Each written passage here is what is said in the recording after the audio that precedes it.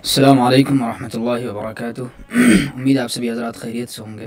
ٹھیک ہے، آج کا سبق ہم لوگ شروع کرتے ہیں۔ رحمۃ اللہ الواسعہ شرح حجت اللہ البالغہ کے صفحہ نمبر 251 پر ہیں ہم لوگ۔ باب نمبر 12، بعض احکام سے بعض احکام کا پیدا ہونا۔ سورہ نحل آیت نمبر 43 اور 44 میں اللہ پاک نے ارشاد فرمایا کہ اور ہم نے آپ سے پہلے بھی صرف مردوں کو رسول بنا کر بھیجا ہے جن کی طرف ہم وہی بھیجتے تھے، بس تم اہل ذکر یعنی اہل کتاب سے پوچھ دیکھو اگر تم نہ جانتے ہو، واضح دلائل اور کتابوں کے ساتھ۔ اور ہم نے آپ کی طرف یہ قرآن نازل کیا تاکہ آپ لوگوں کے لیے وہ باتیں وضاحت سے بیان کریں جو ان کی طرف نازل کی گئی ہیں، اور تاکہ وہ خود بھی غور و فکر کریں۔ یعنی اللہ تعالیٰ نے اپنا دین اور اپنی کتابیں لوگوں کو رسولوں کے توسط سے اس لیے دی ہیں کہ وہ حضرات اللہ کی ترجمانی کریں اور وہی کی جو باتیں تبیین و تشریح کی محتاج ہیں ان کو کھول کر سمجھائیں۔ مثلا قرآن میں بار بار حکم دیا گیا ہے اقیم الصلاۃ، نماز کا اہتمام کرو، لیکن نماز کیا ہے اور اس کے اہتمام کی صورتیں کیا ہیں یہ بات قرآن کریم میں بیان نہیں کی گئی۔ اس کی وضاحت رسول اللہ صلی اللہ علیہ وسلم نے فرمائی ہے۔ اسی طرح تمام عبادات، منہیات اور ارتفاقات کی حسب ضرورت آپ تفصیل بیان کرتے ہیں تاکہ لوگ عبادتوں کو اپنائیں، منہیات سے احتراز کریں اور جو وسائل زندگی اور اسباب معیشت اللہ تعالیٰ کو پسند ہے ان کو اختیار کریں۔ نبی کریم صلی اللہ علیہ وسلم نے قرآن کریم کے احکام کی وضاحت مختلف جہات سے کی ہے۔ بیان نبوی میں جس کا مذکورہ آیت میں ذکر ہے، یہ بات بھی داخل ہے کہ آپ صلی اللہ علیہ وسلم لوگوں کو وہ باتیں بھی بتلاتے ہیں جو آیت کے اقتضاء یا ایما وغیرہ سے ثابت ہوتی ہیں۔ اقتضاء اور ایما کی تفصیل 7ویں مبحث کے 5ویں باب میں آئے گی، یہاں مختصر سمجھ لیں۔ اقتضاء کے لغوی معنی ہے چاہنا، اور اصطلاحی معنی ہے کسی لفظ کو کسی معنی کے لیے استعمال کیا جائے اور اس کے لیے کوئی بات عقلاً یا عادتاً یا شرعاً لازم ہو تو وہ بات اس لفظ کا مقتضا کہلاتی ہے۔ جیسے یہ کہا جائے کہ فلاں شخص چلا تو اس سے چلنے کے علاوہ یہ بات بھی سمجھ میں آتی ہے کہ اس کے پاؤں صحیح سالم ہے، یہ بات چلا کا اقتضاء ہے۔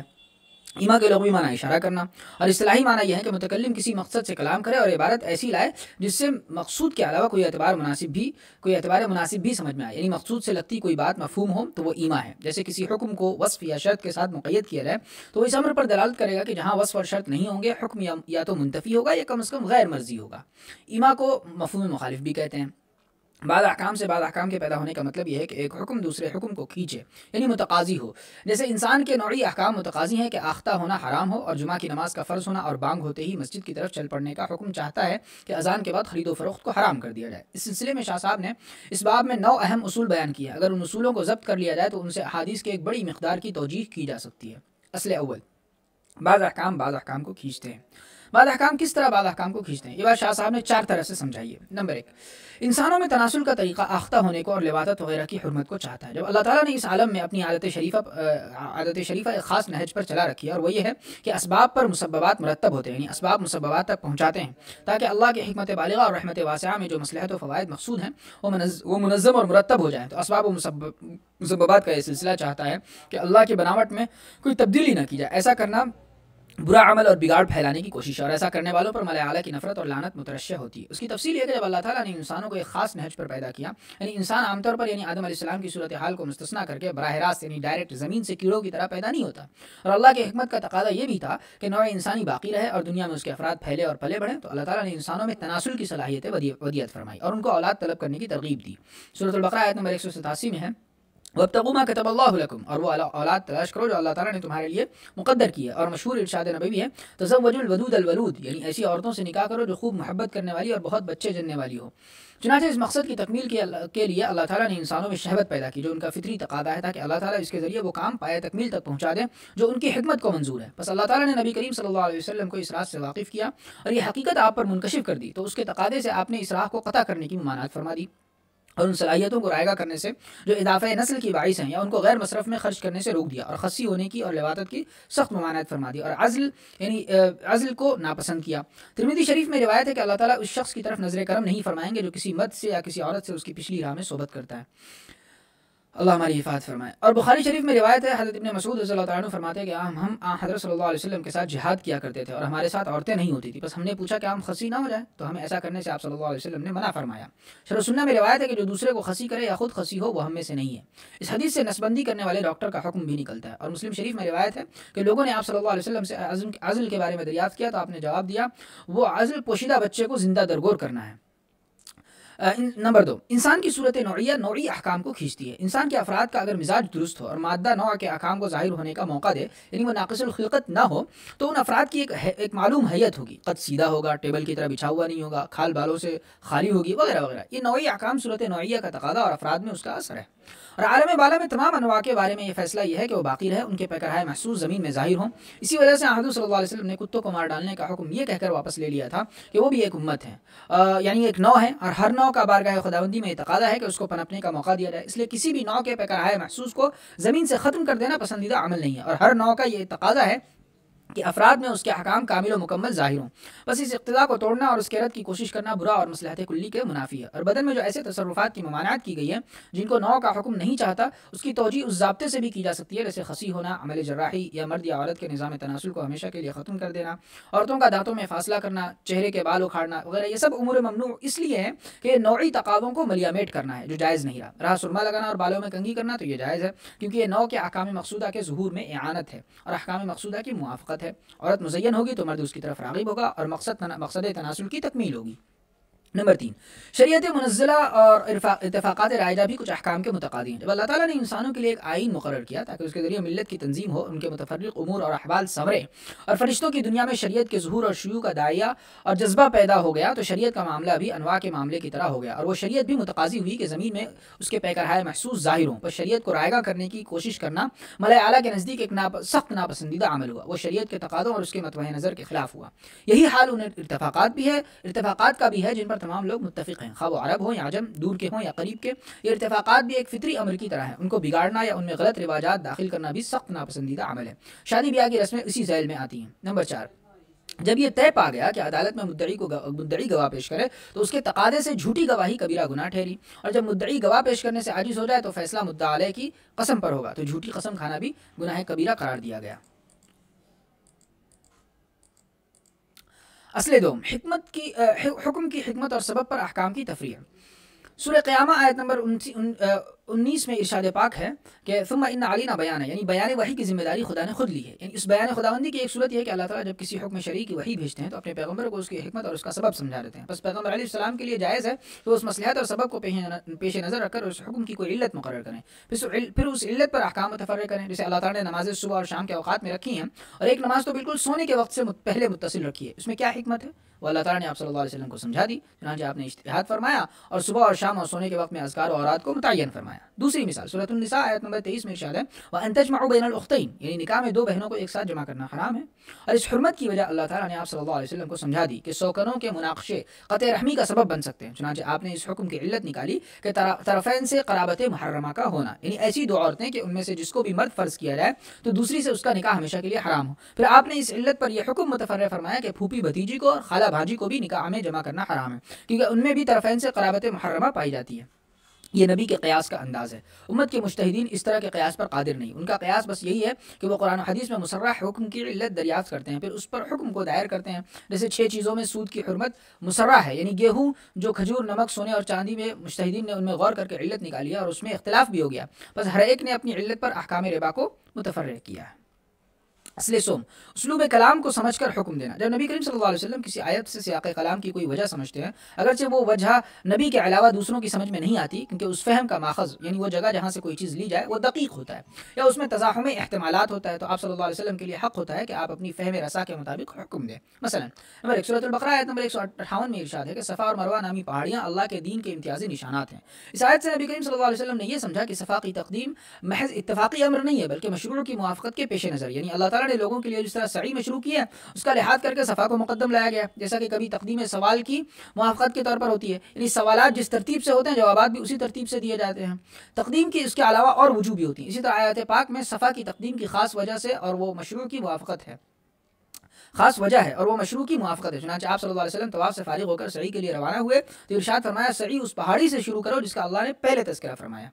سورہ حامیم سجدہ آیت نمبر 37 میں ارشاد پاک ہے کہ تم نہ سورج کو سجدہ کرو نہ چاند کو بلکہ اس خدا کو سجدہ کرو جس نے ان کو پیدا کیا۔ اور سورۃ الانعام آیت نمبر 76 میں ابراہیم علیہ السلام کے واقعے میں ہے کہ جب وہ ستارہ غروب ہو گیا تو ابراہیم نے کہا کہ میں غروب ہو جانے والے سے محبت نہیں کرتا۔ ان دونوں آیتوں سے نبی کریم صلی اللہ علیہ وسلم نے اس بات کا استحباب سمجھا ہے کہ کسوف اور خسوف کے وقت اللہ کی عبادت کی جائے، چنانچہ سورج گہن کی اور چاند گہن کی نمازیں مشروع فرمائیں، اور یہ بات اسلوب کلام سے سمجھی گئی ہے۔ پہلی آیت میں شمس و قمر کے لیے عبادت کی نفی کے ساتھ اللہ کی بندگی کا ذکر کیا گیا، اور دوسری آیت میں اشارہ ہے کہ مومن اللہ سے محبت کرتا ہے جو کبھی غروب نہیں ہوتا، بس جب شمس و قمر گہنا पहना जाएँ तो गोया वो गुरूब हो गए, बस उस वक्त अल्लाह की बंदगी मुस्तहसन है। नंबर 3 सूरत अल-बकरा आयत नंबर 115 में इरशाद है कि और अल्लाह के लिए मशरिक भी और मगरिब भी, बस तुम जिस तरफ मुँह करो उधर ही अल्लाह ताला का रुख है, बेशक अल्लाह ताला तमाम जिहाद को मुईद है, कामिलुल इल्म है।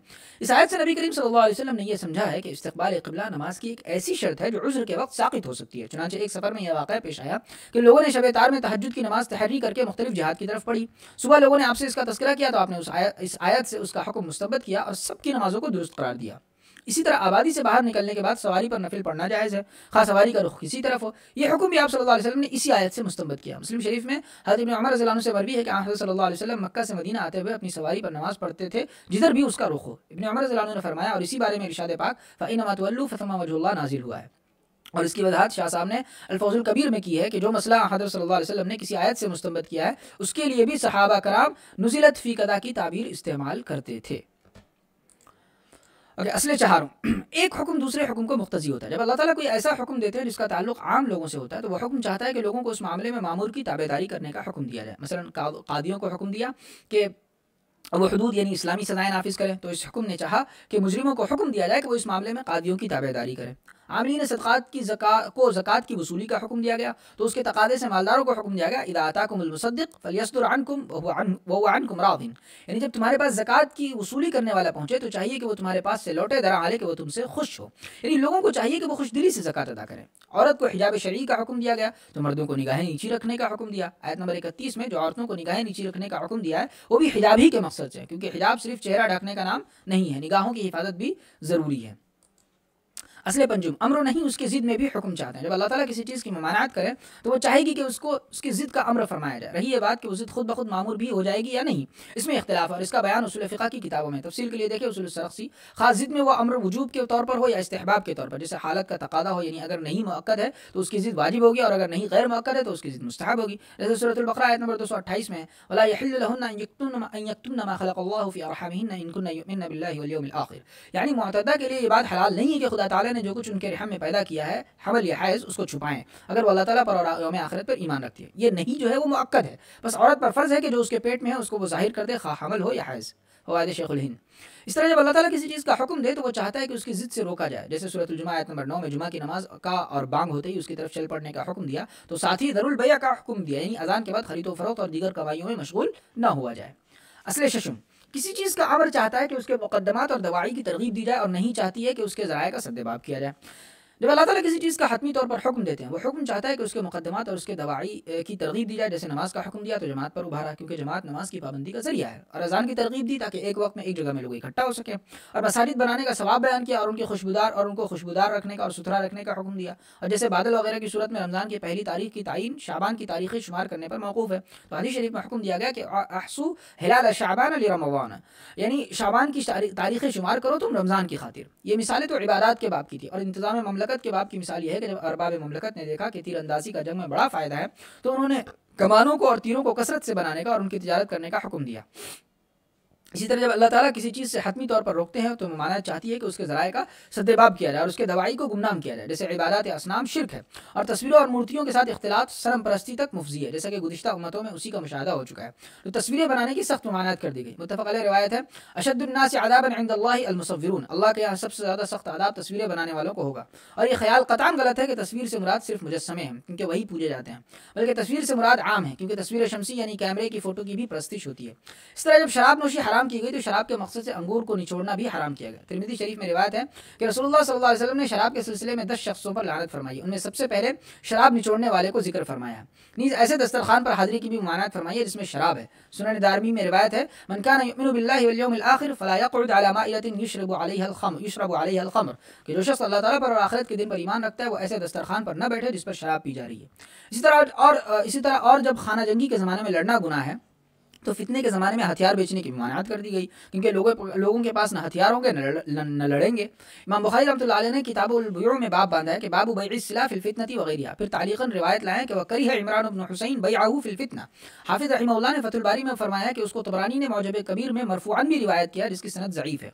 और इंतज़ाम ममलकत के बाब की मिसालें ये हैं, जब हुक्काम को पता चल गया कि खाने पीने की चीज़ों में जहर की आमेदिश ख़तरनाक है तो उन्होंने दवा फरोशों को पाबंद किया कि वो जहर की इतनी ही मिक़दार बेचे जिससे आम तौर पर आदमी हलाक नहीं होता। उस ज़माने में भी حکومت نے قانون بنایا ہے کہ کیمسٹ زہر اور افیون وغیرہ منشیات لائسنس کے بغیر نہیں بیچ سکتا، اور زہریلی اس زمانے میں بھی، اور زہریلی دوائیں ڈاکٹر کے نسخے کے بغیر نہیں دے سکتا۔ نمبر 2، جس زمانے میں حکام کو پتہ چل جاتا ہے کہ کچھ لوگ بغاوت پر آمادہ ہے تو حکم دے دیا جاتا ہے کہ کوئی شخص گھوڑے کی سواری نہ کرے اور ہتھیار نہ اٹھائے۔ اس زمانے میں بھی جب دنگے فساد کا اندیشہ ہوتا ہے تو حکومتیں دفعہ 144 نافذ کر دیتی ہیں اور لوگوں کے اجتماع پر پابندی لگا دیتی ہیں، یا کرفیو نافذ کرتی ہیں اور لوگوں کے گھر سے باہر نکلنے پر پابندی لگا دیتی ہے۔ نوٹ: کتاب میں مثالوں میں لف و نشر مشوش یعنی اس میں فاعل یا اسم مفعول ہے۔ ہم نے مرتب مثالیں بیان کی ہیں۔ اصل ہفتم: اوامر و نواہی چاہتے ہیں کہ فرما برداروں کا رتبہ بڑھایا جائے اور نافرمانوں کا رتبہ گھٹایا جائے۔ جب اللہ تعالیٰ کسی چیز کا حکم دیتے ہیں یا کسی چیز سے روکتے ہیں تو اس کا مقتضا یہ ہوتا ہے کہ اطاعت شعاروں کی شان بلند کی جائے اور نافرمانوں کی شان گھٹائی جائے۔ جیسے نمبر 1، قرآن کریم کی اشاعت اور اس کی تلاوت پر مواظبت پابندی مطلوب ہے، بس ضروری ہے کہ امامت میں زیادہ بہتر قرآن پڑھنے والے کو ترجیح دی جائے اور محافل میں قراء کی توقیر یعنی ان کی تعظیم کی جائے۔ حدیث شریف میں ہے کہ احقهم بالامامۃ اقرؤہم، امامت کا سب سے زیادہ حقدار لوگوں میں سب سے بہتر قرآن کریم پڑھنے والا ہے۔ اور بخاری شریف میں حضرت ابن عباس رضی اللہ عنہما سے مروی ہے کہ وکان القراء اصحاب مجالس عمر ومشاورته کہولا كانوا او شبانا، کہ قراء یعنی علماء اور صلحاء حضرت عمر رضی اللہ تعالیٰ عنہ کی مجلس والے تھے اور آپ ان سے مشورہ کرتے تھے، خواہ وہ ادھیڑ ہوں یا نوجوان۔ تہمت لگانا بڑا گناہ ہے، بس ضروری ہے کہ تہمت لگانے والوں کی شہادت کو درجہ اعتبار سے گرا دیا جائے، چنانچہ سورۃ النور آیت نمبر 4 میں فرمایا گیا ولا تقبلوا لهم شهادة ابدا، اور ان کی کوئی گواہی قبول مت کرو۔ نمبر 3، احادیث میں جو ممانعت وارد ہوئی ہے کہ گمراہ لوگوں کے ساتھ اور بدکاروں کے ساتھ سلام و کلام میں ابتدا نہ کی جائے، اس کی توجیہ بھی اس اصول سے کی جا سکتی ہے، یعنی یہ ممانعت بھی ان کی شان گھٹانے کے لیے، گمراہ لوگوں کی توقیر جائز نہیں۔ حدیث میں ہے من وقر صاحب بدعۃ فقد اعان علی هدم الاسلام، کہ جو کسی گمراہ شخص کی توقیر اور تعظیم کرتا ہے وہ اسلام کے ڈھانے میں مدد کرتا ہے، کیونکہ گمراہ شخص کی توقیر سے اس کی گمراہی کو پھیلنے کا موقع ملے گا۔ اور سلام و کلام یعنی مزاج پرسی توقیر و تعظیم پر دلالت کرتی ہے، بس ان میں ابتدا نہ کی جائے، البتہ جواباً کی گنجائش ہے۔ اس کے علاوہ مبتدع اور فاسق سے سلام و کلام میں ابتدا کرنے کی ممانعت کی کوئی روایت میرے علم میں نہیں ہے، البتہ یہود و نصارہ کے تعلق سے مسلم، ترمذی اور ابو داؤد میں روایت ہے کہ لا تبدأ اليہود والنصارى بالسلام، یہود و نصارہ سے سلام میں ابتدا مت کرو۔ اور لغت حدیث کی کتابوں میں فتح کے مادے میں جو روایت ہے کہ لا تفاتحوا اہل القدر، یہ روایت مجھے نہیں ملی، اور اس کے معنی یہ بھی کیے گئے ہیں کہ منکرین تقدیر سے مناظرہ مت کرو، ان سے فیصلہ مت کراؤ۔ اور در مختار کتاب الحضر والاباحہ کے آخری باب میں جو فاسق کو سلام کرنے کی کراہیت کا قول ہے اس کی دلیل میرے سامنے نہیں آئی۔ نمبر 4، انتظام مملکت کے باب کی مثال یہ ہے کہ تیر افغانی کے ماہرین کو انعام دیا جائے، انعامات کے دیوان میں ان کا نام لکھا جائے اور عطایا میں ان کو مقدم رکھا جائے۔ آج کل حکومتیں اس مقصد کے لیے پرائز، ایوارڈ، تمغات اور خطابات دیتی ہیں اور ان کے ساتھ نقد انعامات بھی دیتی ہیں۔ تو نوٹ: پہلی اور چوتھی مثالیں شان بڑھانے کی ہیں اور درمیانی جو ہے وہ دو وہ شان گھٹانے کی ہیں۔ اصل ہشتم یعنی 8ویں اصل، اوامر و نواہی کا تقاضا ہے کہ لوگوں میں ان کی تعمیل کا جذبہ پیدا کیا جائے۔ جب لوگوں کو کوئی حکم دیا جائے یا کسی چیز سے روکا جائے تو اس حق میں سے یہ بات ہے کہ لوگوں میں یہ جذبہ پیدا کیا جائے کہ وہ اوامر و نواہی پر عزیمت یعنی پختہ ارادے کے ساتھ اقدام کریں، قلبی تقاضے سے ان کو اپنائیں، صرف ایک قانون سمجھ کر ان کی تعمیل نہ کریں، اور وہ اپنے دلوں میں فعل مطلوب کے موافق جذبہ مضمر رکھیں۔ اسی وجہ سے جو لوگ قرض لیتے ہیں اور اس کی ادائیگی کا ارادہ نہیں رکھتے یا نکاح میں بڑا مہر باندھتے ہیں اور اس کی ادائیگی کی نیت نہیں ہوتی، ان کے بارے میں روایات میں سخت وعید آئی ہے، کیونکہ یہ حکم شرعی کا مذاق ہے۔ ابن ماجہ میں روایت ہے کہ ایما رجل یدین دینا وهو مجمع الا يوفيه اياه لقى الله سارقا، کہ جو بھی شخص کوئی قرض لے گا اور اس کا قطعی ارادہ یہ ہو کہ وہ اس کو ادا نہیں کرے گا تو اللہ تعالیٰ سے ملاقات کرے گا چور ہونے کی حالت میں۔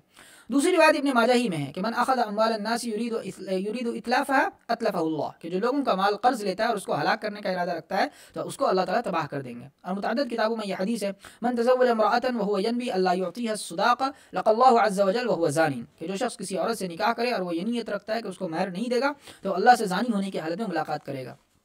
اصل نویں اصل، جس چیز میں کوئی خرابی ہو وہ ناپسندیدہ ہے۔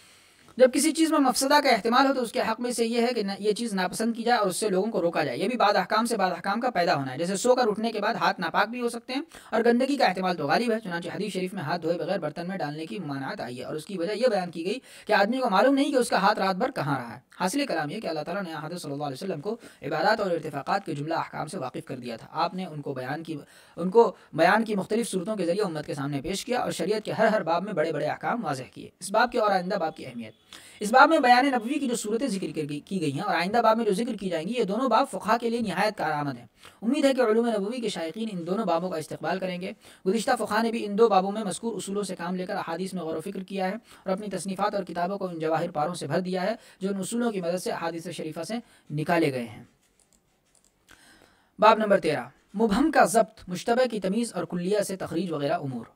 مبہم یعنی گول مول بات جس کا مطلب اور مصداق متعین نہ ہو. ضبط یعنی تحدید و تعین کرنا. مشکل یعنی ہم شکل اور مشابہ امر جو اس جیسی دوسری چیزوں سے ملتی جلتی ہو. تمیز یعنی جدا کرنا، دو ایک جیسی چیزوں میں امتیاز قائم کرنا. تخریج یعنی نکالنا، مستنبط کرنا. اور کلیہ سے مراد قاعدہ کلیہ ہے. اس باب میں چند امور کا بیان ہے. نمبر 1 شریعت مبہم امور کی تعین و تحدید کس طرح کرتی ہے. نمبر 2 شارع مشتبہ امور میں امتیاز کس طرح قائم کرتے ہیں. نمبر 3 قواعد کلیہ سے جزیات مستنبط کرنے کا طریقہ کیا ہے. اس کا بیان باب میں صراحتاً نہیں ہے. دیگر اسی قسم کے امور جیسے خصائص نبوی کا بیان جو باب کے آخر میں آئے گا. مبہم امور کو منضبط کرنے کا بیان.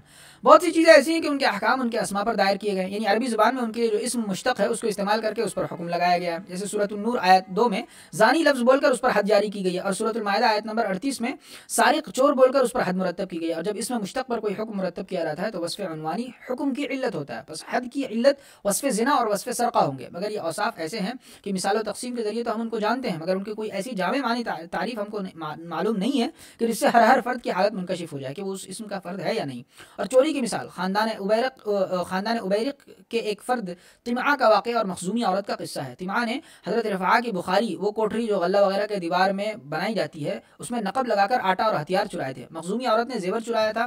یہ دونوں واقعے چوری کی مثال ہے. ان امثلہ سے ہم چوری کی حقیقت جان سکتے ہیں. اور تقسیم کے ذریعہ جاننے کا طریقہ یہ ہے کہ دوسرے کا مال لینے کی کئی صورتیں اور ان کے لیے عربی میں الگ الگ الفاظ ہیں. سرقہ یعنی چوری، قطع الطریق یعنی راہزنی، اختطاف یعنی جھپٹا مار کر لینا، خیانت یعنی بددیانتی اور امانت میں چوری کرنا، التقاط یعنی پڑی ہوئی چیز اٹھانا، غصب یعنی ناجائز قبضہ کرنا، قلت موالات یعنی لاپرواہی سے چھوڑی ہوئی چیز لے لینا. یہ ساتوں صورتیں ملتی جلتی ہیں. ایسی صورت میں لوگ زبان قال سے یا زبان حال سے حضور صلی اللہ علیہ وسلم سے دریافت کر سکتے ہیں کہ آیا یہ صورتیں چوری ہیں یا نہیں. بس آپ صلی اللہ علیہ وسلم پر ضروری ہے کہ آپ چوری کی ایسی حقیقت واضح فرمائیں کہ جس سے وہ ملتی جلتی چیزوں سے ممتاز ہو جائے اور اس کا ہر فرد روشنی میں آ جائے. اور امتیاز کا طریقہ یہ ہے کہ پہلے سرقے کے علاوہ دیگر الفاظ کی ذاتیات میں غور کیا جائے جو انہی میں پائی جاتی ہیں، چوری میں نہیں پائی جاتی، اور جن کے ذریعے سرقے اور غیر سرقے میں تفریق ہوتی ہے. پھر سرقے کی ذاتیات میں غور کیا جائے جن کو اہل عرف لفظ سرقہ یعنی چوری سے سمجھتے ہیں. پھر چوری کی چند معدوم امور کے ذریعے تعین کی جائے تاکہ وہ دوسری چیزوں سے ممتاز ہو جائے. مثال کے طور پر یہ جانا جائے کہ قطع طریق یعنی راہزنی، حرابہ، لڑائی وغیرہ الفاظ سے یہ پتہ چلتا ہے کہ ظالموں کے پاس مظلوموں کی بنسبت طاقت زیادہ ہے، جس کے بلبوتے پر وہ یہ حرکت کرتے ہیں. اور راہزنی کے لیے ایسی جگہ اور ایسا وقت منتخب کرتے ہیں جس میں مظلوموں کی جماعت مسلمین کی طرف سے جس میں مظلوموں کو جماعت مسلمین کی طرف سے مدد نہ پہنچ سکے. اور اس طرح وہ ان بے بس لوگوں کو لوٹ لیتے ہیں. یعنی ان کے پاس طاقت تو ہے مگر اتنی نہیں کہ وہ ڈنکی کی چوٹ پر جنگ کریں. نمبر 2 اختلاس اور اختطاف یعنی جھپٹا مار کر لینا. یہ ہے کہ مالک کی آنکھ میں دھول جھونک کر لوگوں کی نگاہوں کے سامنے اس کا مال اڑا لیا جائے. خیانت سے یہ بات مفہوم ہوتی ہے کہ پہلے مالک اور خائن میں تجارت وغیرہ میں شرکت و ساجھا رہا ہوگا، بس خائن نے بددیانتی کی ہوگی یا دونوں میں بے تکلفی رہی ہوگی اور اس نے اپنی چیز دوسرے کے پاس بس یوں ہی چھوڑ دی ہوگی یا حفاظت کے لیے رکھی ہوگی جس میں اس نے خیانت کی اور اس کی چیز سے مکر گیا ہوگا. نمبر 4 لفظ التقاط یعنی زمین سے اٹھانا. آگاہی دیتا ہے کہ کوئی چیز غیر محفوظ جگہ سے لی گئی ہے، جیسے مباح الاصل چیزیں چنی جاتی ہیں. نمبر 5 لفظ غصب ناجائز قبضے سے مظلوم کی بنسبت غاصب کا غالب ہونا سمجھا جاتا ہے. غاصب دوسرے کی چیز پر علی الاعلان جھگڑا کر کے ہتھا مارتا ہے اور خیال کرتا ہے کہ معاملہ اول تو پولیس تھانے تک جائے گا ہی نہیں، اور جائے گا تو حکام کو حقیقت حال کا کیا پتہ چلے گا کہ چیز کس کی ہے، اور پتہ چل گیا تو رشوت وغیرہ کے ذریعے اس کو برحق فیصلہ کرنے سے بعد رکھا جائے گا. قلت موالات کا اطلاق معمولی چیزوں پر ہوتا ہے جیسے پانی اور سوختہ جنہیں لوگ خرچ کیا کرتے ہیں اور جن کے ذریعے باہمی تعاون کی عادت ہے. ایسی کوئی معمولی چیز مالک نے بے اعتنائی سے چھوڑ دی اور کسی نے اس کو اٹھا لیا، یہ التقاط کا مفہوم ہے. لفظ سرقہ سے پتہ چلتا ہے کہ کوئی چیز محفوظ جگہ سے خفیہ طور پر لی گئی ہے. الغرض اس طرح تقسیم کے ذریعے بھی ہم سرقے کو جان سکتے ہیں مگر اس کی کوئی جامع معنی تعریف نہیں کی جا سکتی. ایسی صورت میں حضرت صلی اللہ علیہ وسلم کے لیے ضروری ہے کہ آپ سرقے کو منضبط فرمائیں اور اس کی تعین و تحدید کریں. چنانچہ آپ نے حد سرقہ کے لیے 1/4 دینار یا 3 درہم مقرر فرمایا. متفق علیہ روایت میں ہے کہ لا تقطع ید السارق الا بربع دینار فصاعدا، کہ چور کا ہاتھ نہیں کاٹا جائے گا مگر 1/4 دینار یا اس سے زیادہ مالیت میں. اور دوسری متفق علیہ روایت میں ہے کہ قطع النبی صلی اللہ علیہ وسلم ید سارق فی مجن ثمنہ 3 دراہم. نبی کریم صلی اللہ علیہ وسلم نے ایک چور کا ہاتھ کاٹا ایک ڈھال چرانے کی وجہ سے جس کی قیمت 3 درہم تھی. ان ارشادات کے ذریعے سرقہ معمولی چیزوں سے ممتاز ہو گیا، یعنی معمولی چیزوں کی چوری میں ہاتھ نہیں کاٹا جائے گا. اور آپ صلی اللہ علیہ وسلم نے ارشاد فرمایا کہ خیانت کرنے والے، مال لوٹنے والے اور جھپٹا مار کر لینے والے کا ہاتھ نہیں کاٹا جائے گا. اور ارشاد فرمایا کہ درختوں پر معلق پھلوں کو چرانے کی وجہ سے اور پہاڑ پر سے بکری چرانے کی وجہ سے ہاتھ نہیں کاٹا جائے گا. البتہ جب بکریاں باڑے میں آ جائیں اور پھل کھلیان میں جمع کر لیے جائیں اب ان کو چرانے کی وجہ سے ہاتھ کاٹا جائے گا، بشرطے کہ چوری کی مقدار ڈھال کی قیمت کے بقدر ہو۔ پہلی روایت سے معلوم ہوا کہ خائن، منتہب اور مختلس پر سارق کا اطلاق نہیں ہوتا۔ اس طرح دونوں روایتوں سے معلوم ہوا کہ چوری کا تحقق اس وقت ہوتا ہے جب محفوظ جگہ سے کوئی چیز لی جائے اور خفیہ طور پر لی جائے۔ دوسری مثال رفاہیت بالغہ کی ہے۔ رفاہیت کے معنی ہے خوشحال زندگی، آسودگی، اور بالغہ کے معنی ہے آخری درجے کی، حد سے بڑھی ہوئی۔ انتہائی درجے کا ٹھاٹ اور عیش کوشی ایک بڑی خرابی ہے، مگر وہ منضبط نہیں ہے۔ نہ واضح علامتوں کے ذریعے اس کے پائے جانے کے مواقع متمیز ہیں کہ جن کے ذریعے دور و نزدیک کے لوگوں کا مواخذہ کیا جا سکے، یعنی سب کو یکساں حکم دیا جا سکے۔ تاہم ہر شخص ان مواقع کو جانتا ہے جن میں رفاہیت بالغہ کا تحقق ہوتا ہے۔ اس کی مثال عجمیوں کی عادت ہے سواریاں پالنے میں، عالیشان عمارتیں بنانے میں، اعلیٰ درجے کے ملبوسات استعمال کرنے میں اور دلکش زیورات زیبتن کرنے میں ان کا جو طریقہ تھا وہی رفاہیت بالغہ ہے۔ اور تقسیم کے ذریعے بھی ہم اس کو جان سکتے ہیں کہ لوگوں کے اختلاف سے مرفہ حالی مختلف ہوتی ہے۔ ایک قوم کی مرفہ حالی دوسری قوم کی تنگ حالی ہے۔ ایشیا کے لوگوں کی امیری یورپ کے لوگوں کی غریبی ہے، اور ایک علاقے کی عمدہ چیزیں دوسرے علاقے کی معمولی چیزیں ہیں۔ نیز ہم یہ بھی جانتے ہیں کہ وسائل زندگی سے انتفاع کبھی عمدہ چیز سے ہوتا ہے، کبھی معمولی چیز سے۔ دو، مرفہ حالی نہیں ہے اور اول سے انتفاع کبھی عمدگی کا قصد کیے بغیر ہوتا ہے یا اس سے وقتی انتفاع ہوتا ہے۔ یعنی کسی امیر کبیر کے گھر مہمان گیا تو اس کے وسائل زندگی کو استعمال کر لیا تو وہ اس کی زندگی کا لازمہ نہیں ہوتے، تو یہ بھی مرفہ حالی نہیں ہے۔ مرفہ حالی یہ ہے کہ اعلیٰ درجے کے وسائل زندگی کے بغیر آدمی کا کام ہی نہ چلے، ان کے بغیر وہ پریشان ہو کر رہ جائے۔ غرض رفاہیت اور رفاہیت بالغہ کو ہم مثالوں کے ذریعے بھی جانتے ہیں، اور آسائش سے زندگی گزارنے کو مختلف صورتوں میں تقسیم کر کے بھی ہم اس کا مفہوم سمجھ سکتے ہیں، مگر اس کی نہ کوئی جامع تعریف ہے نہ مشخص مصداق ہے۔ اس لیے شریعت مطہرہ نے مرفہ حالی کے مفاسد پر اطلاق و عموم کے ساتھ متنبع کیا۔ زہد و رقاق کی روایات میں یہ تنبیہات موجود ہیں، اور چند چیزوں کو خصوصیت سے حرام قرار دیا جن کو لوگ مرفہ حالی ہی کے طور پر استعمال کرتے ہیں اور جن کے ذریعے پرشوکت زندگی گزارنے کا عام رواج ہے، اور انار و روم کے باشندے ان چیزوں کو ٹھاٹ کے لیے استعمال کرنے پر گویا متفق تھے۔ اس لیے حضرت صلی اللہ علیہ وسلم نے ان چیزوں کو مرفہ حالی کا مرقع قرار دیا اور ان کو حرام قرار دیا، اور شاذ و نادر انتفاعات کی طرف التفات نہیں فرمایا۔ نہ دور دراز خطے کے لوگوں کی عادات کو دیکھا، بلکہ اس زمانے کے مشہور عالم تہذیبوں کو پیش نظر رکھ کر احکام صادر فرمایا، اور مردوں کے لیے ریشمی کپڑے کا پہننا اور مرد و زن سب کے لیے سونے چاندی کے برتنوں کو استعمال کو حرام قرار دیا۔ ٹھیک ہے، تو آج ہم یہیں تک رہنے دیتے ہیں، اس کے بعد آگے بڑھتے ہیں ہم لوگ دوسری کتاب روایات فلسفے کی طرف، ہاں، جس کے صفحہ نمبر 168 پر ہے۔ ملر نے کیرکگرد کی تعریف گناہ کار کے بے گناہ کو خاص طور سے لعن طعن کا نشانہ بنایا۔ اس کتاب میں کیرکگرد نے ریجینا سے اپنی منگنی توڑنے کی منطقیانہ عذر خواہی کی تھی۔ ملر نے کہا کہ اسے اس بات کا کوئی حق نہیں تھا کہ وہ ایک بے قصور لڑکی کے جذبات سے کھیلنے کے بعد بغیر کسی معقول وجہ کے اسے دھتا بتا دیتا اور پھر اپنے قبیح فعل کے جواز میں منطق بگاڑنے لگتا۔ اسی بحث و جدل کے دوران ایک دن وہ گلی میں جاتا ہوا دھڑام سے گر پڑا، اس پر فالج گر گیا تھا۔ کیرکگرد نے 11 نومبر 1855 کو ہسپتال میں دم توڑ دیا۔ اس وقت اس کی عمر 42 برس تھی۔ مرنے سے پہلے اس نے کہا، لوگ ایک زندہ آدمی کی بنسبت ایک مردے کی باتیں زیادہ غور سے سنیں گے۔ بستر مرگ پر اس سے کہا گیا کہ آخری مذہبی رسوم کی ادا کرنے کے لیے کسی پادری کو بلا لیا جائے، تو اس نے انکار کر دیا اور کہا، ان سرکاری نوکروں کو عیسائیت سے واسطہ۔ لوگوں کا خیال تھا کہ کیرکگرد کے گھر میں اس کے باپ کا چھوڑا ہوا اثاثہ محفوظ ہوگا، لیکن وہاں پھوٹی کوڑی بھی نہیں ملی۔ اس کی تجہیز و تکفین کا خرچ بھی وہ مشکل پورا ہوا۔ کیرکگرد کی تصانیف فلسفیانہ، مذہبی، جمالیاتی کل 43 ہیں۔ اس کی پہلی اہم تعریف یا ہے، جس میں اس نے زندگی کے 3 مراحل گنائے ہیں: جمالیاتی، اخلاقیاتی اور مذہبیاتی۔ پاسکل کا بڑا شیدائی تھا۔ یہ مراحل پاسکل کے بیان کردہ مراحل ابھی قوری، رواقی اور مسیحی سے ماخوذ ہیں۔ ان کی شرح وہ 3 کرداروں کے حوالے سے کرتا ہے۔ اس کے خیال میں جمالیاتی نقطہ نظر کی ترجمانی وہ عیش پرست نوجوان کرتے ہیں جنہیں ڈان یوان کہا جاتا ہے۔ یہ لوگ ہر وقت حظ و مسرت کی تلاش میں بھاگتے پھرتے ہیں اور زندگی کے ہر لمحے سے لذت یاب ہونے کی کوشش کرتے ہیں۔ اس ضمن میں کیرکگرد نے عورتوں کو گمراہ کرنے والے کا ایک کردار پیش کیا ہے جس کا نام جوہنس ہے۔ جوہنس ایک نوجوان لڑکی کو بازار میں سے گزرتے ہوئے دیکھتا ہے اور اس پر فریفتہ ہو جاتا ہے۔ بڑی تگ و دو کے بعد وہ اس سے متعارف ہوتا ہے۔ اس لڑکی کا نام کارڈیلیا ہے، جو ایک نوجوان ایڈورڈ نامی کی منصوبہ ہے۔ جوہنس کارڈیلیا کے سامنے ایڈورڈ کا اس بری طرح مذاق اڑاتا ہے کہ وہ اپنی منصوبہ کی نظروں سے گر جاتا ہے۔ کارڈیلیا جوہنس کی طرف مائل ہو جاتی ہے اور دونوں کی منگنی ہو جاتی ہے۔ جوہنس روایتی ڈان ویان کی طرح فوری طور پر اس سے مستفیض نہیں ہوتا، بلکہ یہ نسبت توڑ دیتا ہے اور لڑکی سے کہتا ہے کہ میری طرف سے تم آزاد ہو۔ اس کے بعد وہ عجیب و غریب حیلوں سے اسے گمراہ کرنے کی کوشش کرتا ہے۔ ان کی تفصیل عورتوں کو گمراہ کرنے والے کا روزنامچہ میں ملتی ہے۔ اس میں جو خطوط جوہنس نے کارڈیلیا کو لکھے تھے وہ نہایت نفس پرور ہیں۔ کارڈیلیا اس کے بہکانے میں آ جاتی ہے۔ کارڈیلیا کے ساتھ شب وصال گزارنے کے بعد جوہنس نے اپنے روزنامچے میں لکھتا ہے، قصہ ختم ہوا، اب میں اس کی شکل دیکھنا بھی گوارا نہیں کرتا۔ جب عورت اپنے آپ کو سپرد کر دیتی ہے تو وہ کمزور ہو جاتی ہے اور اپنا سب کچھ کھو بیٹھتی ہے۔ معصومیت مرد میں ایک منفی عمل ہے، لیکن عورت کا تو جوہر ہی یہی ہے۔ اس کے لٹ جانے کے بعد عورت بے بس ہو جاتی ہے، پھر مقاومت نہیں کر سکتی۔ جب تک مقاومت باقی رہے محبت دل فریب ہوتی ہے، جب یہ ختم ہو جائے تو باقی کیا رہ گیا؟ کمزوری اور عادت۔ میں نہیں چاہتا کہ اب میرے سامنے اس کا نام بھی لیا جائے، اس کی خوشبو ضائع ہو چکی، اب میرے دل میں اس کے لیے کوئی جگہ نہیں رہی۔ اخلاقی نقطہ نظر کا ترجمان جج ولہلم ہے، جو ڈان یوان کو راہ راست پر لانے کے لیے اسے خطوط لکھتا رہتا ہے۔ ویلہیلم کی تعلیم کا اساسی اصول یہ ہے کہ زندگی میں معنویت اس وقت پیدا ہوتی ہے جب فرد اپنے افعال کی ذمہ داری پورے طور پر قبول کر لیتا ہے۔ وہ کہتا ہے کہ انسان اخلاقیاتی شخصیت نہیں بن سکتا جب تک کہ وہ جمالیاتی اور اخلاقیاتی عمل میں توازن نہ پیدا کر لے۔ اس مقام پر اس نے فنون لطیفہ کی اہمیت واضح کی ہے۔ مذہبی مرحلے کا نمائندہ جوہنس کلائمیکس ہے، جو خدا سے براہ راست قلبی اور روحانی رابطہ پیدا کرنے کے لیے پہلے دو مراحل یعنی جمالیاتی اور اخلاقیاتی سے دستکش ہو جاتا ہے۔ ایک اور کتاب زندگی کے مراحل میں بھی اس نے اس موضوع پر اظہار رائے کیا ہے۔ اس میں کیرکگارڈ نے ریجینا اولسن سے اپنی نسبت کا تجزیہ بھی کیا ہے۔ اس کتاب میں وہ تحریر لفظ بلفظ موجود ہے جو قطع تعلق کے وقت کیرکگارڈ نے اپنی منصوبہ کو بھیجی تھی۔ اس میں عذر خواہی کرتے ہوئے وہ کہتا ہے کہ میں اس قدر غمزدہ تھا کہ ریجینا سے شادی کر کے اسے بھی خوشی سے محروم نہیں کرنا چاہتا تھا۔ اپنی غمزدگی کا سبب اس نے پہلو میں چھپے ہوئے کانٹے کو قرار دیا ہے۔ کیرکگارڈ کے سوانح نگار آج تک اس پہلو میں چھپے ہوئے کانٹے کی نشاندہی نہیں کر سکے۔ بعض کا قیاس ہے کہ اسے کوئی بھیانک جنسیاتی بے راہ روی سرزد ہوئی تھی، دوسرے کہتے ہیں کہ قصبیوں کے پاس جانے سے اسے آتشک کا مرض لگ گیا تھا۔ کیرکگارڈ کی ایک اور اہم کتاب دہشت کا تصور ہے، جس میں اس نے دہشت کا نفسیاتی اور مذہبیاتی تجزیہ کیا۔ وہ دہشت اور خوف میں فرق کرتا ہے اور کہتا ہے کہ خوف تو کسی نہ کسی شے یا فرد کا ہوتا ہے، لیکن دہشت کسی خاص شے یا شخص سے وابستہ نہیں ہوتی بلکہ آزادی عمل کی پیداوار ہے۔ یعنی جو انسان آزادانہ عمل کرنے کا تہیہ کر لیتا ہے وہ دہشت کا شکار ہو جاتا ہے۔ دہشت شروع ہی سے قدر و اختیار کے ساتھ وابستہ ہے۔ وہ کہتا ہے کہ ہر گناہ کے ارتکاب سے قبل دہشت لازماً موجود ہوتی ہے۔ موروثی گناہ اور دہشت کے تعلق پر بحث کرتے ہوئے اس نے جناب آدم کی مثال دی اور کہا کہ جب آدم سے کہا گیا کہ یہ پھل مت کھائیو تو اس امتناع سے آدم کے جی میں اس کو توڑنے اور کھانے کی دہشت پیدا ہو گئی اور دہشت زدگی کے عالم میں انہوں نے پھل کھا لیا۔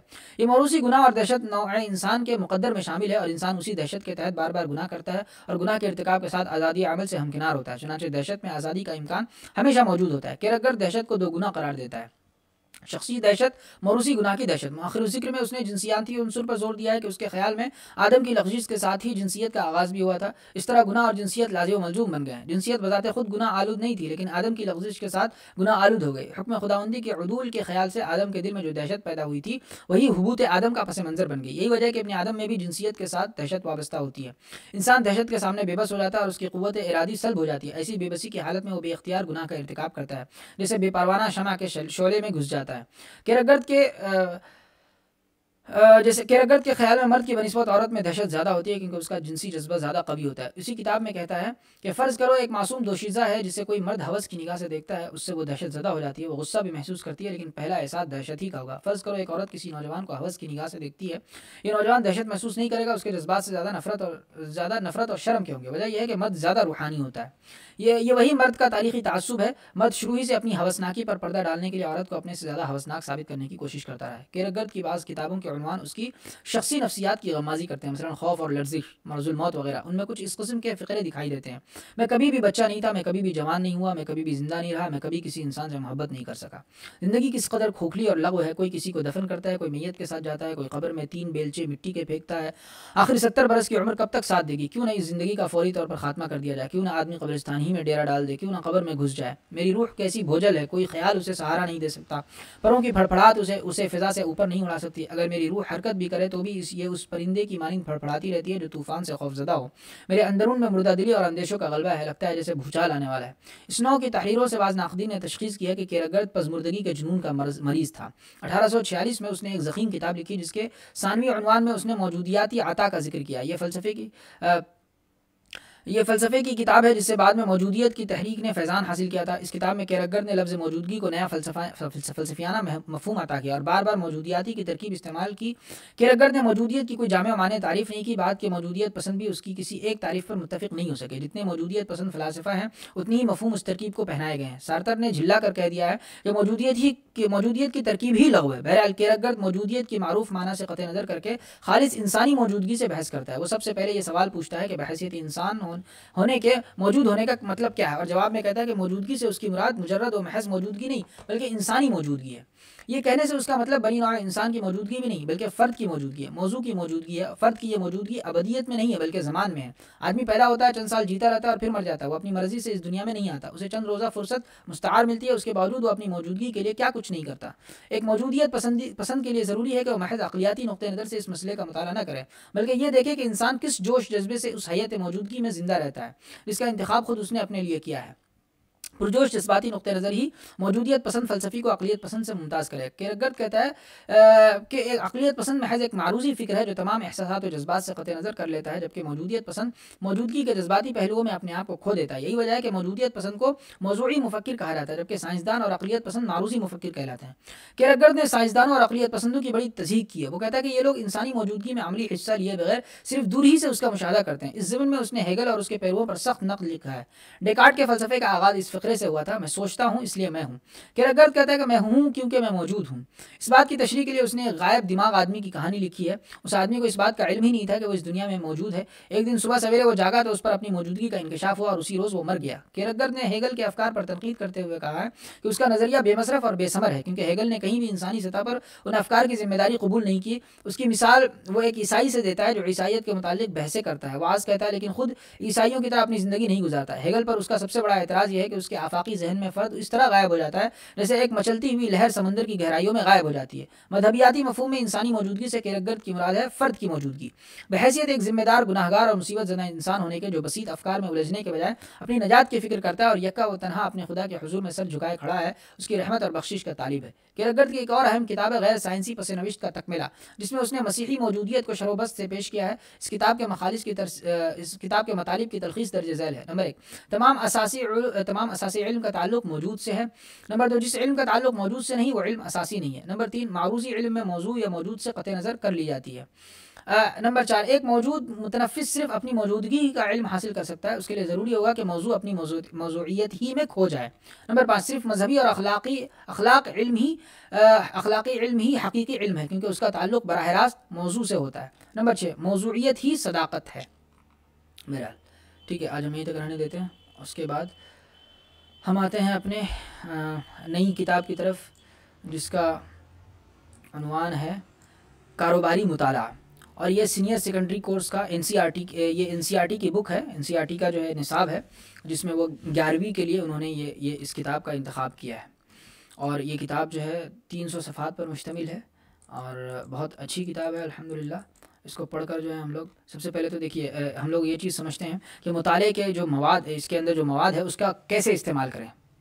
دیکھیے، آپ نے از خود پڑھنے کا چیلنج قبول کیا، اس کے لیے مبارکباد. NIOS ہر قدم پر آپ کے ساتھ ہے. اس سلسلے میں آپ کو ذہن میں رکھتے ہوئے ماہرین کی ایک ٹیم کی مدد سے کاروباری مطالعے کے مواد کو حتمی شکل دی ہے. اس کے لیے آزادانہ طور پر از خود مطالعہ کرنے کا ایک فارمیٹ اختیار کیا گیا ہے. یہاں جو ہدایتیں دی جا رہی ہیں ان سے آپ کو اس مواد سے بہتر طور پر استفادہ کرنے میں مدد ملے گی. سبق میں کچھ علامتیں قائم کی گئی ہیں، ان سے آپ کو سبق کا مفہوم سمجھنے میں آسانی ہوگی. عنوان، اس سے آپ کو یہ معلوم ہوگا کہ اس میں آپ کو کیا کچھ پڑھنا ہے. تعارف، اس میں اس سبق کا تعارف اس طرح پیش کیا گیا کہ پچھلے سبق سے اس کا تعلق بھی قائم ہو جائے. مقاصد، اس کے تحت یہ بتایا گیا ہے کہ سبق کو پڑھنے کے بعد آپ کو کیا معلوم ہو چکا ہوگا. اسے آپ دھیان سے پڑھیں اور یہ بھی دیکھیں کہ ان مقاصد کی تکمیل میں آپ کتنے کامیاب ہوئے ہیں.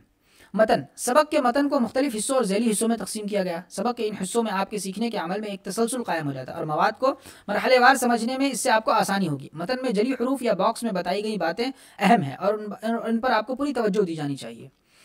متن پر مبنی سوالات، سبق کا ہر حصہ مکمل ہونے پر متن پر سوالات دیے گئے ہیں. یہ سوالات معروضی قسم کے ہیں جن سے آپ از خود اپنی جانچ کر سکیں. سبق کے آخر میں ان کے جوابات بھی دیے گئے ہیں. آپ ان سوالات کو خود حل کریں اور سبق کے آخر میں دیے گئے جوڑے ملا کر خود یہ فیصلہ کریں کہ آپ کو آگے کے سبق کی طرف بڑھنا ہے یا سبق کے اس حصے کو دوبارہ پڑھنا ہے. نوٹ، ہر صفحے پر خالی حاشیہ چھوڑ دیا گیا، اس پر آپ سبق سے متعلق اہم نکات نوٹ کر سکتے ہیں. آپ نے کیا سیکھا، اس کے تحت سبق کے اہم نکات کا خلاصہ پیش کیا گیا. اس سے آپ کو سبق کا اعادہ اور نظر ثانی کرنے میں مدد ملے گی. اس میں آپ اپنے نکات بھی شامل کر سکتے ہیں. اختتامی سوالات، اختتامی مشق میں کچھ مختصر اور کچھ تفصیلی سوالات قائم کیے گئے ہیں. ان کی مشق سے آپ کو سبق کے پورے مواد کو سمجھنے میں مدد ملے گی. متن پر مبنی سوالات کے جوابات، اس سے یہ جاننے میں مدد ملے گی کہ آپ نے متن پر مبنی سوالات کے جوابات کتنے صحیح دیے ہیں. کلیدی اصطلاحات، اس عنوان کے تحت ان اصطلاحات کو نمایاں کیا گیا جو اس سبق میں استعمال کی گئی ہیں. ان اصطلاحات کو ضرور یاد کر لیجیے. کریں اور سیکھیں، اس عنوان کے تحت چند کام کرنے کے لیے آپ کو بتائے گئے ہیں تاکہ اس سبق میں جن باتوں کو بیان کیا گیا ان کے حوالے سے نظریات واضح طور پر سامنے آ سکے. کردار نگاری کے ذریعے مشق یعنی رول پلے، آپ کے مطالعے کو دلچسپ بنانے کے لیے اس سبق میں آنے والے کسی واقعے سے متعلق ایک تصور کو حقیقی صورت دی گئی ہے. اس انداز پر آپ اپنی پسند سے کوئی اور نظریہ یا فرضی موضوع لے سکتے ہیں اور اسے اس طرح حقیقی پس منظر میں رکھ کر اسے عملی طور پر پیش کر سکتے ہیں. سبق ایک نظر میں، اس عنوان کے تحت تمام اہم حصوں کے نمبرات درج کر دیے گئے ہیں تاکہ آپ ان کو ایک ہی نظر میں ہی شناخت کر لیں. چیئرمین کا پیغام، عزیز طالب علم، بالعموم سماج اور بالخصوص گروپوں کی ضرورتیں وقت کے ساتھ ساتھ بدلتی رہتی ہیں، اس لیے انہیں حاصل کرنے کی خواہشوں کی تکمیل کے لیے مطلوبہ طریقوں اور تکنیکوں میں اسی کے مطابق ترمیم و اصطلاح بھی کی جانی ہوتی ہے۔ تعلیم تبدیلی کا ایک اعلی کار ہے۔ صحیح وقت پر صحیح تعلیم سماج کے نظریے میں اثباتیت اور نئے یا جدید چیلنجوں کا سامنا کرنے کے لیے یا رجحان سے متعلق تبدیلی اور مشکل صورتحال کا سامنا کرنے کے لیے ہمت و حوصلہ پیدا کرتی ہے۔ نصاب تعلیم کی باقاعدہ اور وقتاً فوقتاً تجدید کے ذریعے اسے زیادہ مؤثر طور پر حاصل کیا جا سکتا ہے۔ ایک جامد نصاب تعلیم کسی مقصد کی تعمیل نہیں کرتا، کیونکہ اس میں فرد اور سماج کی موجودہ ضرورتیں اور خواہشات پروان نہیں چڑھتی۔ اسی مقصد کی خاطر پورے ملک کے ماہرین تعلیم ضروری اور مطلوبہ تبدیلیوں کے امور پر غور و خوض کرنے کے لیے باقاعدہ وقفے پر باہم ملتے ہیں۔ اس طرح کے غور و فکر کے نتیجے میں national curriculum frame work NCF 2005 سامنے آیا، جو پرائمری، ابتدائی، ثانوی یا سینئر سیکنڈری تعلیم کی مختلف سطحوں پر مطلوبہ یا ضروری تعلیم کی قسم کے بارے میں تفصیل کے ساتھ توضیح کرتا ہے۔ فریم ورک اور دیگر قومی اور معاشرتی سروکار کو ذہن میں رکھتے ہوئے ہم نے حال ہی میں national council of educational Research and training NCRT اور council of Boards of School education in India COBSE کے ذریعے فراہم کردہ مشترکہ بنیادی نصاب تعلیم کے مطابق سینئر سیکنڈری سطح پر کاروباری مطالعے کے کورس کے تعلیمی نصاب پر نظر ثانی کی ہے اور اسے جدید اور ضرورت پر مبنی بنایا ہے۔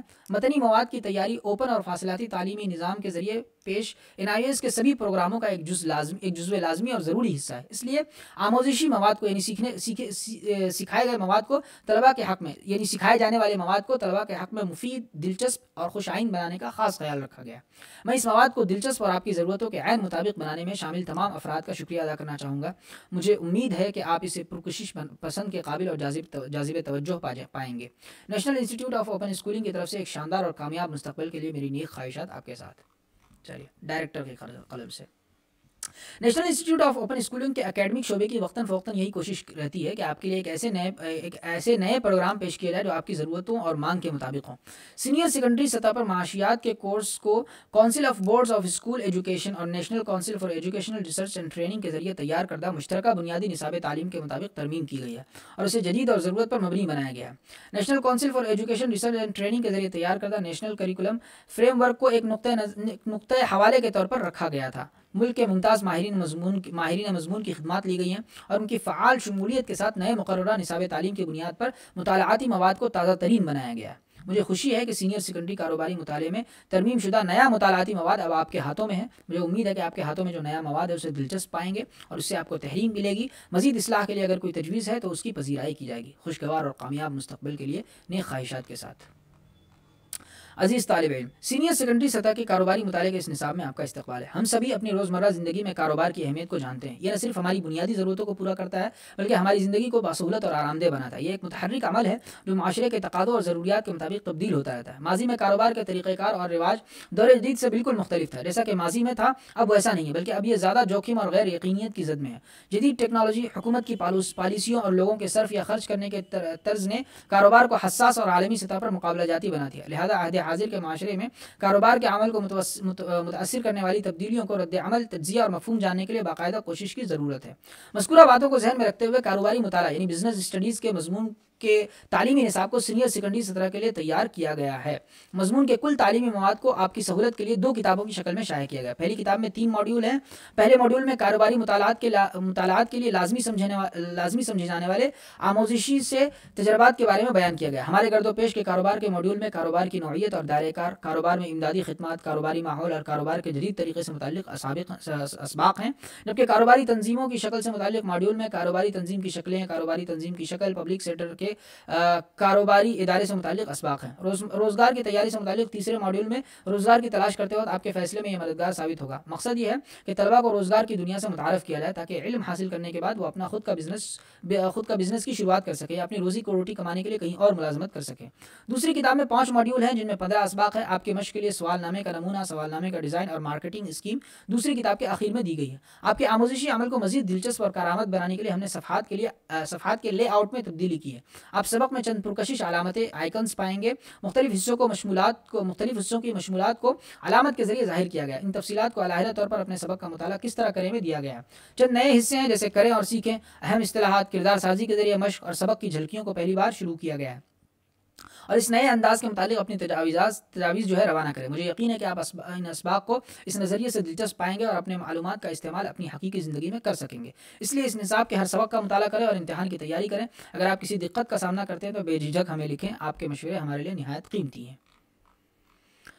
تو بہرحال یہ رہے مشمولات ہمارے گرد و پیش کے. یہ ماڈیول 1 ہے یہ، اور اس کے بعد ماڈیول 2 ہے، 3 ہے. بہرحال یہ ماڈیول 1 ہے جس کے اندر ہمارے گرد و پیش کے کاروباری تنظیمیں اور روزگار کے لیے تیاری، یہ چیزیں ہیں. ٹھیک ہے.